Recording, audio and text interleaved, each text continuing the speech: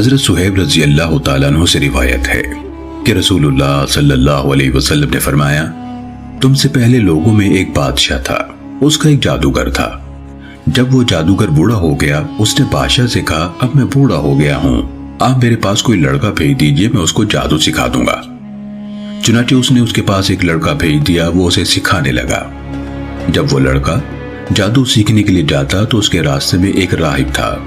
وہ اس کے پاس بیٹھنے اور اس کی باتیں سننے لگا جو اسے اچھی لگتی۔ جب وہ جادوگر کے پاس آتا تو راہب سے گزرتے ہوئے اس کے پاس بیٹھ جاتا، اور جب وہ جادوگر کے پاس جاتا تو وہ تاخیر کے سبب اس کو مارتا۔ اس لڑکے نے راہب سے اس بات کی شکایت کی۔ راہب نے اس سے کہا، جب تمہیں جادوگر سے ڈر لگے تو اس سے کہنا، میرے گھر والوں نے مجھے روک لیا تھا، اور جب گھر والوں سے ڈر لگے تو کہہ دینا، مجھے جادوگر نے روک لیا تھا۔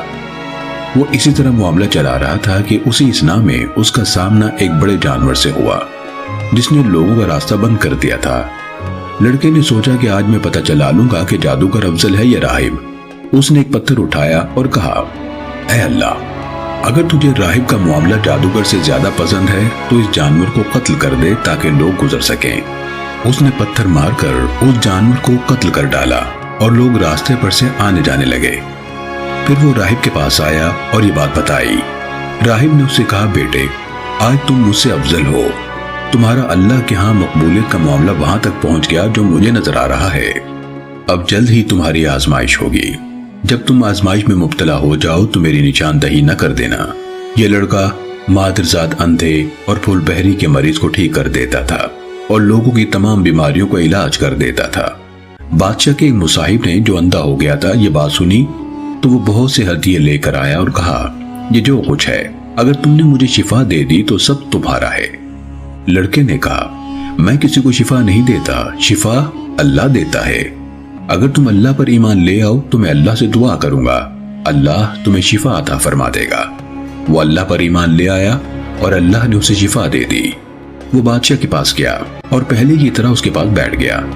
بادشاہ نے اس سے پوچھا، تمہاری بینائی کس نے لوٹا دی؟ اس نے کہا، میرے رب نے۔ بادشاہ نے کہا، کیا میرے علاوہ تیرا کوئی اور رب ہے؟ اس نے کہا، میرا اور تمہارا رب اللہ ہے۔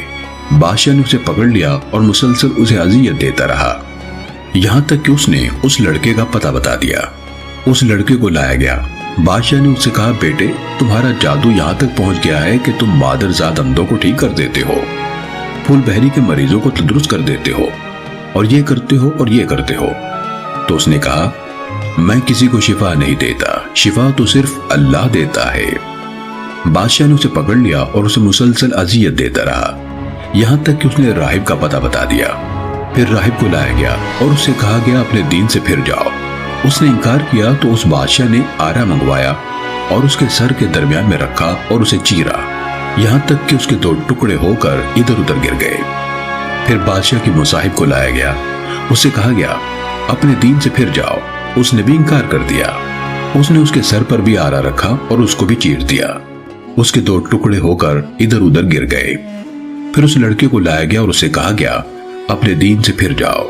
اس نے انکار کیا تو اس بادشاہ نے اسے اپنے چند ساتھیوں کے حوالے کیا اور کہا، اس کو فلاں فلاں پہاڑ پر لے جاؤ۔ جب تم پہاڑ کی چوٹی پر پہنچو تو پھر بھی اگر یہ اپنے دین سے پلٹ جائے تو ٹھیک، ورنہ اس کو اس چوٹی سے نیچے پھینک دو۔ چنانچہ وہ اس کو لے گئے اور اسے لے کر پہاڑ پر چڑھ گئے تو اس نے دعا کرتے ہوئے کہا، اے اللہ، تو جس طرح سے چاہے میری ان کی طرف سے کفایت یعنی حفاظت فرما۔ چنانچہ پہاڑ نے ان کو زور سے ہلایا اور وہ پہاڑ سے نیچے گر گئے۔ وہ لڑکا چلتا ہوا بادشاہ کے پاس آ گیا۔ بادشاہ نے اس سے پوچھا، تیرے ساتھ جانے والوں کا کیا بنا؟ اس نے کہا، اللہ نے مجھے ان سے بچا لیا۔ اسے اپنے چند اور ساتھیوں کے سپرد کیا اور کہا، اسے لے جاؤ، اسے کشتی میں بٹھاؤ اور اسے لے کر سمندر کے وسط میں پہنچو۔ اگر یہ اپنے دین سے پھر جائے تو ٹھیک، ورنہ اسے سمندر میں پھینک دو۔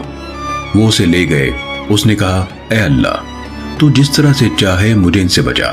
تو کشتی ان لوگوں پر الٹ گئی اور وہ سب غرق ہو گئے۔ وہ لڑکا چلتا ہوا بادشاہ کے پاس آ گیا۔ بادشاہ نے اسے کہا، تمہارے ساتھ جانے والوں کا کیا بنا؟ اس نے کہا، اللہ نے مجھے ان سے بچا لیا۔ پھر اس نے بادشاہ سے کہا، تم اس وقت تک مجھے قتل نہیں کر سکو گے یہاں تک کہ جو میں تمہیں کہوں وہی کرو۔ اس نے کہا، وہ کیا ہے؟ لڑکے نے کہا، سب لوگوں کو ایک میدان میں جمع کرو اور مجھے ایک درخت پر سولی کے لیے لٹکاؤ۔ پھر میرے ترکش میں سے ایک تیر لو، اسے کمان کے درمیان میں رکھو، پھر کہو اللہ کے نام پر جو لڑکے کا رب ہے، پھر مجھے اس کا نشانہ بناؤ۔ اگر تم نے اس طرح کیا تو مجھے مار دو گے۔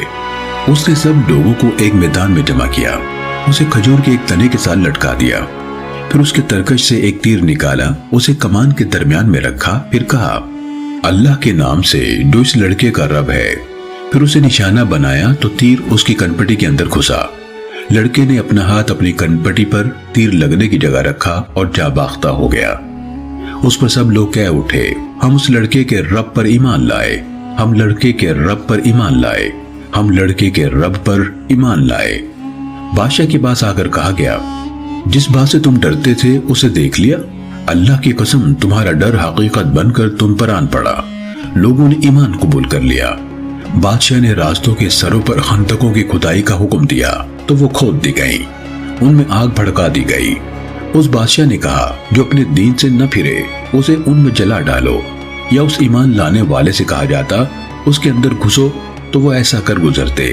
یہاں تک کہ ایک عورت آئی، اس کے ساتھ اس کا ایک بچہ بھی تھا، اس نے اس میں گرنے سے تردد کیا تو اس بچے نے اس سے کہا میری ماں صبر اختیار کر، تو یقیناً حق پر ہے۔ صحیح مسلم حدیث نمبر 7511۔